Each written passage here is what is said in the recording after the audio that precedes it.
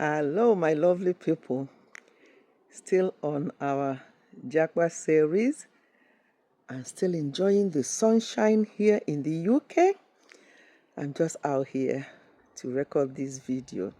And today I think we are now Japa series syndrome part 15. And what I want us to discuss today is the reasons why marriages abroad are failing, or in the diaspora are failing. I know marriages fail even in our own countries, but this video is targeted to why they are failing here in the diaspora, especially for people who relocated to the, well, I'm talking about UK, but to any part of the diaspora really. One of the major things identified based on what I've been hearing and people have been speaking with, the major one is financial pressure. Financial pressure, both from people back home and on the spouses themselves, because they had all this massive plan in their head that when they come to the diaspora, they're going to earn this money, they're going to, because the exchange rate is high, they're going to do this and the next thing, and they have borrowed some money to come and they have to pay the people back, and there's pressure from their relations back home. You are there now, you've been there for a few months now, we haven't seen any money. They start emotional blackmail and all the rest of it. So financial pressure is the major reason why marriages are failing or marriages are having issues. Please, my lovely people, don't let this damage your marriage, because those people, when your marriage breaks down, they still blame you. Oh, is it because you went abroad? People have been there since and they are still living together. Why did you do this? And they won't even know that the pressure that they were putting on you contributed. So please do not let financial pressure break your marriage, because financial pressure never ends. Even for those of us who have been here longer, longer than you can think of, the financial pressure does not end. It gets better. It gets a lot better, but it never ends. So please take it easy. I try and calm them down and say, look, it's not what you think. Don't start living above your means to please them, or doing things you shouldn't do to please them, because if you break down, if anything happens to you, they're still going to laugh at you or blame you. So please look after each other, take care of yourselves, and don't allow financial pressure to break your marriages.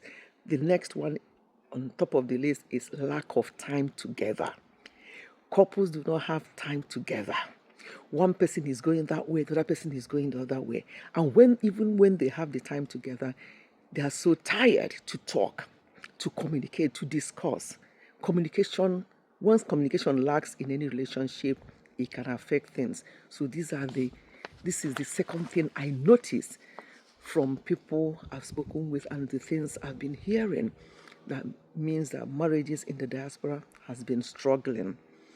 The other one is not supporting your spouse in house chores, looking after the children, doing things. Back home, most people have maids or house helps, and the husband generally do not help in some of these things. But when you come over here, you have to help. You have to work together as a team for it to work. You don't just leave everything to one person. Whether both of you are working or not, even the person who is at home looking after the children, keeping the home, it's not easy for that person. So work together as a team, because that's the number 3 thing that has been identified as the cause of marriages breaking down in the diaspora.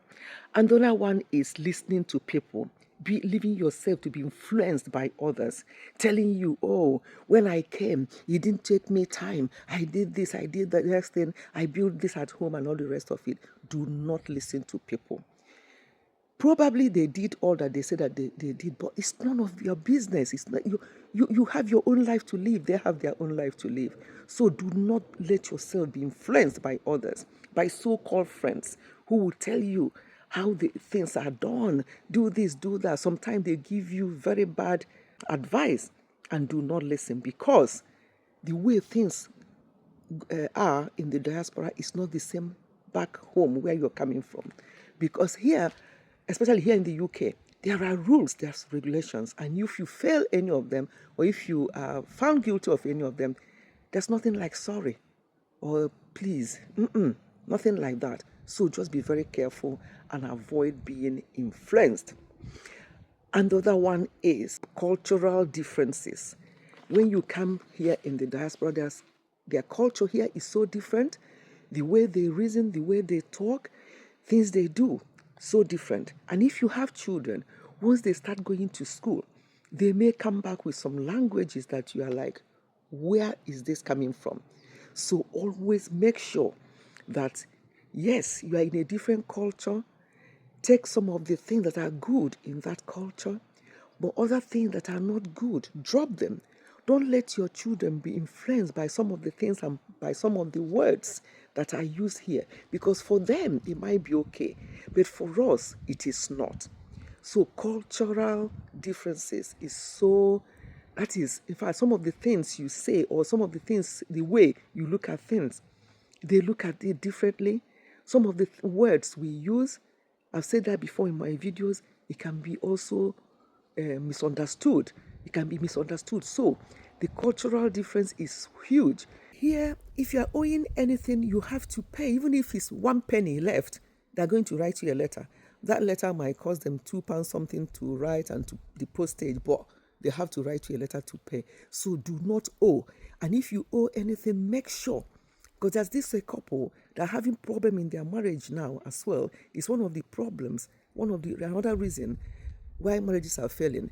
One of them had a penalty charge, and they think that, oh, it's nothing. They did not discuss it with their spouse, and that penalty charge, if you don't pay it, either there are various ways you can get penalty charge if you're driving, or if you are there are various other ways. Can't remember on top of my head now, but mainly if you're driving and you park in a particular way or place, or you drive in a particular road that you should not drive in, you get penalty charge. And when you get something like that, this particular couple, it has caused them a lot of problem, because one of them did not disclose to the other that this came in the post, that there's penalty charge due to driving offense. They kept it, and if you keep it, it will keep increasing. It may even double, triple the amount you're supposed to pay, and you have to pay, or you'll be taken to court.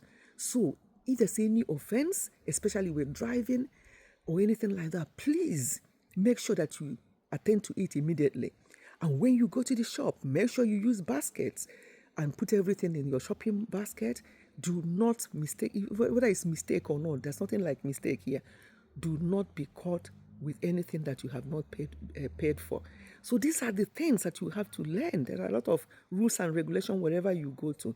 Please let these kind of things, because a lot of pressure, stress has been causing a lot of problems in marriages, and this stress comes from spouses stressing themselves out, not understanding themselves, or allowing outside pressures, outside stressors to come into your marriage, into your relationship, and the children are there. Try and protect these children from whatever is going on, because it's none of their business. So my people, these are some of the reasons why marriages in the diaspora are failing. I know these things I've just mentioned here now, they're not so serious. That's something that you can actually work on. Money. Yes, money is all well and good, but please, let's take it easy. Money will be here for the rest of our lives. But if you miss anything, if you miss that relationship in your marriage, if you miss being happy in your marriage, stress is a big killer, and you don't want stress, undue stress, internal stress in your lives.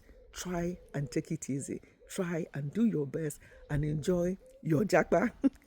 So, it's not easy anywhere. It's not easy anywhere. You can see, those of you who are in the UK, you can see how things are. It's not easy. So let people tell each other the truth, and please work together and avoid these issues or struggles you're having in marriages. Thank you so much for listening. Goodbye and God bless.